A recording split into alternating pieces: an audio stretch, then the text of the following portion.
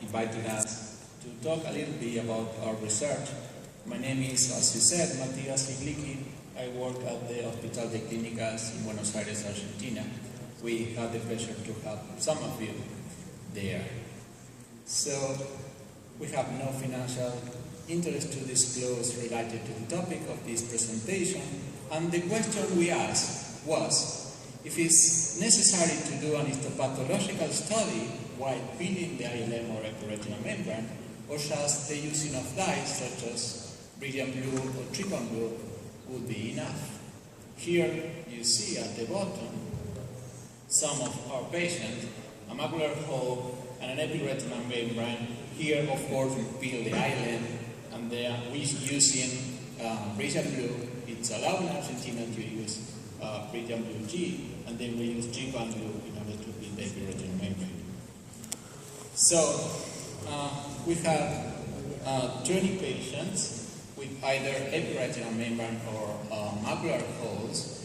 We use the technique, 23-gauge technique, bulk trokers with the Constellation machine, and of course we use trypan blue and brilliant blue to stain epirretinal membrane at ILM. So as soon as we had the samples, all the samples were sent by the laboratory in order to get the results. So going clockwise, you can see on the top here how we start the surgery. We fix the ring, we put the lens, we do the vitrectomy 23 gauge, then we instill brilliant blue in this case. After that, we build in a normal fashion the ILM and then or epirretinal membrane, and then we end with the air fluid exchange. So here I would like to show you a little video about that technique. It's a normal fashion. Could you be so kind as to click play? Actually, can you skip the video in the interest of time? Okay.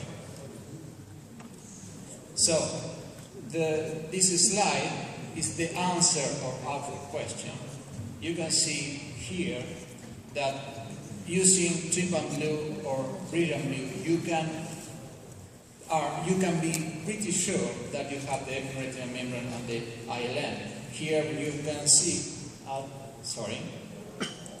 here you can see on the top is an epirretinal membrane with some myofibroblasts and type 2 collagen that involve the epirretinal membrane and the ILM. So we were very happy with that conclusion, and the result was pretty amazing that 100% of the sample tissue were considered to be ILM and epirretinal membrane were in fact correct. We didn't know that beforehand. We read some articles about that, but we weren't sure about that. We read some in 2003 from London.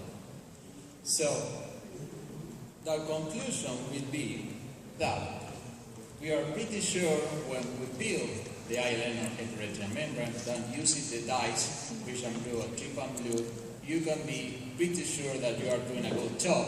And since then, we are not going to send the samples to the laboratory in order not only to save time, but also money.